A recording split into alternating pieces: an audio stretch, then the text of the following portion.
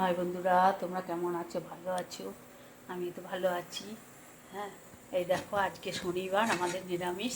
এখানে ভাত, হ্যাঁ, ভাত হয়েছে গরম গরম। এই দেখো আলু পোস্ত, এই দেখো মুগের ডাল, আর এই দেখো ফুলকপি আলু ভাজি। এই হয়েছে রান্না। আর আমি তো দুপুরবেলা ভাত খাই না, আমার জন্য শ্যামা চাল না সাউ চাল কি বলে, ওর ভাত আর আলু আর বেগুন সেদ্ধ দিয়ে দিচ্ছি, আর ওই ভাত আর ঘি দিয়ে খেয়ে নেবো। এটা ফুটেও গেল। এই করেছি রান্না। তোমরা কে কী রান্না করেছো? হ্যাঁ, আমাকে জানিও, তাহলে খুবই ভালো লাগবে।